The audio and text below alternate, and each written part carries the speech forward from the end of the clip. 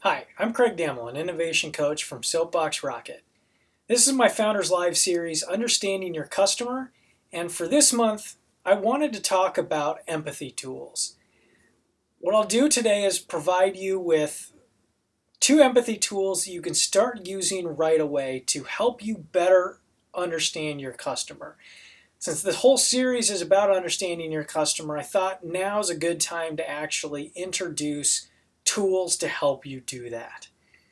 Ultimately, you want to do this because if you understand the person and the why behind the problems they're having, you'll be able to design better products to meet those. So, these empathy tools come from the design thinking process. The design thinking process is a product creation methodology or a process that starts with empathy. It starts with empathizing with your user, going out into the environment and actually observing and understanding them. Then you define your problem, define the problem you're going to solve, then start coming up with ideas to solve the problem. Finally, you prototype some of those ideas and eventually test them. Hopefully, back around at the beginning, hopefully you're able to test back with your potential customers you were empathizing with in the beginning. Now, really, this gets broken down into two sections: observe and understand, made up of empathize and define, and then ideate and refine, which is made up with the other three: the ideate, prototype, and test. These empathy tools come from the first part. They come from the observe and understand. In fact, they come from the empathize stage. The reason the observe and understand stage is so important is that problems need to be defined to be solved.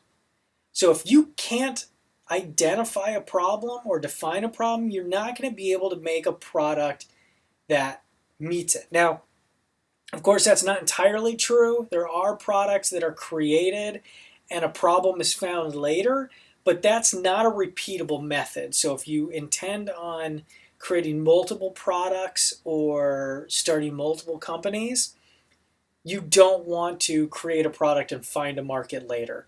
You want to define a problem first to be solved. To do that, you need to discover the why. Understand why of a problem so you can improve the definition. If you understand the people that are having the problem and the environment they live in, you're going to be able to define the problem better and create a product that helps solve that problem better. Whether that's more efficiently or more completely is kind of depends on the problem. And finally, problems are found through interactions with customers. And that is an emphasis I want to put on this is you have to observe to understand. Go out in the field. And that this is one of my favorite quotes. It's from Bill Burnett at Stanford University. And he had said, a survey isn't an interaction. And we've all done surveys. We've all filled them out. Most of us have probably asked other people to fill out surveys. But it's important to understand that that's not an interaction. That what somebody answers on a survey is driven by a lot of different things, not just your product or their problem. It can be their mood. It can be how the problem is written. I mean, you can write a survey to get the answers you want. I mean, we just went through an election, and when you go through the polling that happened leading up to it, a lot of the questions are written in such a way to get the answer they want. An example of this is the 4 out of 5 dentists recommend X toothpaste. That survey, when it was done, actually asked the dentist to list any toothpaste that they believed was okay for their clients to use. So most of them had listed a ton of different toothpaste. So of course that data can be used to say 4 out of 5 recommend Crest. It's not an interaction, period. So the two empathy tools I want to present today are empathy maps which convert observation to understanding, and empathy profiles, which humanize the user. So often we lose touch with the fact that our user is a person. Our user is a human.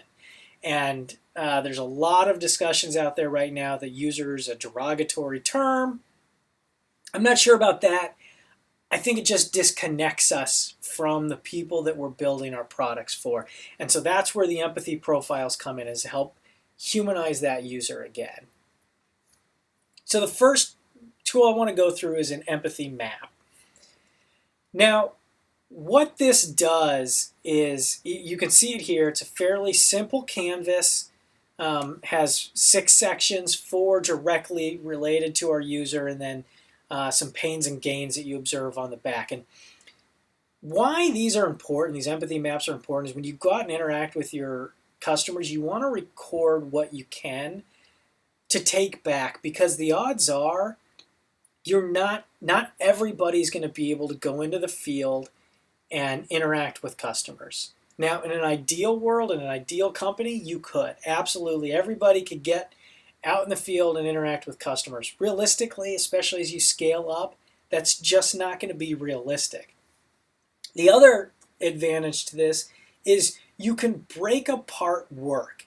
So 3 people can go out and do build 5 empathy maps each, interact with 5 customers, and come back. Now you've got 15. On that point, I do recommend you do this in pairs. If you're going out in the field, do it in pairs. One person will act as your speaker. They'll be the person actually interacting with your customer and talking, and the other person is going to record on the canvas. So that way, you don't have to ask a question and start writing down and miss what else is being said. That's why you have your second person. So let's go through what's on the empathy map. And I'm just going to go around here clockwise. It starts with think and feel at the top. And this is, what does the person actually believe about the situation? What do they believe about your product or their problem? Next is see. Visually, what are they seeing of your product? On a digital product, they're seeing the UI, they're not seeing the code on the back end. But also, what is their environment? If they're outside in the bright sun, how easy is your UI to read? Say and do. Now, this is important. This goes back. We want to avoid the say as I do, not as I do. Or sorry, do as I say, not as I do.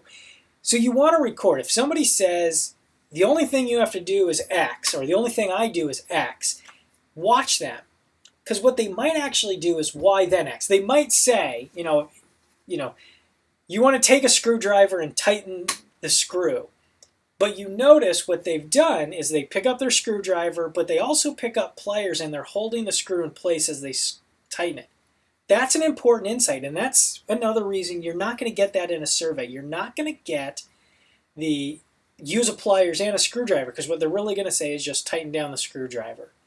And then finally here, and this is both physically, this goes back to the environment, physically what are they hearing, but also can be applied to what are they hearing about your product.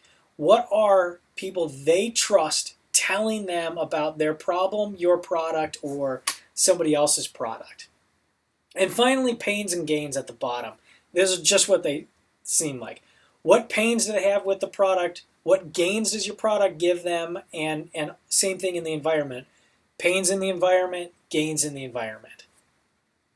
So I want to run through a couple quick examples of an empathy map. And so I'm going to do this for a company that builds engines for spaceships and are being repaired in zero-G. So the first person I go to is Gary. He says, you can orient yourself any way you want. It's zero-G, doesn't matter. He looks at the entire problem wide and then focuses in quickly, but it's poor lighting where he's working. He carries a repair manual with him, so he's doing this one-handed. But you also observe that he always orients himself to the arrow. So he said you could be oriented any way you want, but he always orients us to arrows. This goes back, I have orients any way you want under think and feel. It could be moved in say and do. A lot of times you'll see these done as you unpack with post-it notes so you can move stuff around. That's not real important. It's more important to grab the thing. And then here, he has the constant hum of his backpack, his life support system, and he listens to music.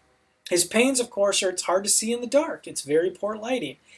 And he's added magnets to all of his tools so he can stick them where he's working. That's a gain he has done. So you now have an insight of, wow, if Gary's doing this, maybe I can put something into my product to do that for him that will benefit someone else, such as Craig. So we go out, take pictures if you can. Take a picture of the person.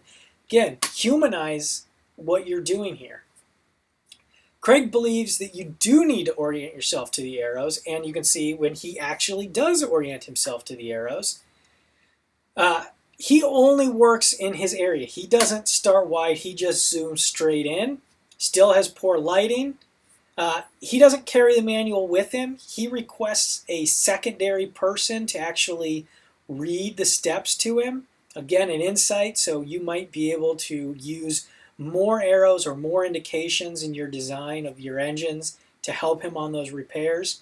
And because he's listening to somebody, he has no music, but he still has the hum of the life support. Again, hard to see in the dark. You notice with Craig, he's got the bulky gloves, makes it hard to use tools or pick up small parts. And he tethers all his tools to the repair site as opposed to using magnets. Once you've done a bunch of these, now you want to build a composite. That's really going to be useful on your empathy profile, but you start on the map side. So everybody believes that safety is number one, or they feel that safety is number one. They all work in huge areas. These are spaceship engines. They all have poor lighting. It's space. Everybody always orients themselves to the arrows, whether or not they believe you need to. And so there's your first insight, or a good insight anyways, that any indications you can give on your product on how to use it is going to help. And they all have the constant hum of the life support system. Your pains and gains are obvious. It's the pain, hard to see in the dark. The gain is tool organization. Everybody had their own way of organizing tools. So again, as you develop your engines for repair, something to think about. Now you're going to take all of that information and bring it into an empathy profile. And you want to make these as real as possible because you've taken a composite. Now put that composite back into a real person. We're humanizing our data. They have a sex, they have a name. Doesn't have to be a name, doesn't have to be Gary or Craig. An age, your average age, average race, if you've got one. Again, humanize them. Give them children. Give them a political stance. Give them an education level. And then you have special considerations and their expectations. So build it. Again, get a picture of a person. Give them a name. This is Colin Blott. He looks just like Craig, doesn't he? But this is Colin. He's 40. He's white. He has three kids. He's a progressive, and he only has a high school education, but he's working on these massive engines. He's got poor night vision, and he's working in a dark environment. So what can you do? And he has to do one-handed operations because Colin brings the manual with him and tool in the other hand. So those are the expectation, is that he can do everything with one hand because he has to hold the manual. Now, why is this important? We're trying to, remember, it's a person. People use your products, not users. Rehumanize that. There's a lot of discussion going on right now about, is user derogatory? Maybe, maybe not, but just know you can build a better product by doing it. So it's not, will our user struggle with this? It's, will Colin struggle with this? And then make multiple empathy profiles. If you have a large segment of male users today and you would like more female users, create a female profile. Stephanie. And it's not, will female users like it if we make it, change the UI this way? It's, can Stephanie use this, or can Stephanie identify it better if we change it this way? build these, print them, put them on the wall, and again, stop using the word users, point to users and say, these are the people we're building for. We're building for Colin, we're building for Stephanie, we're not building for users. The key takeaways in this are empathy allows you to discover people's explicit and implicit needs. We don't know what the problem to solve is until we understand our users. Again, understanding the user to define a better problem, better problems, better definition of problems create better products. And finally, users are people. Everybody's unique. You can't build a product for everybody, but don't just whitewash them into users. Still think about actual people, Colin and Stephanie. Thanks. That's the tools. Hope you can start using them right away. We'll be taking questions right away on Founders Live if you're watching this when it's first released. If not, leave a question here, and I'll try and monitor and answer them. You can find more information about Soapbox Rocket and myself at soapboxrocket.com. My LinkedIn profile, Craig Damlow. And I hope to see you on Founders Live. Thanks.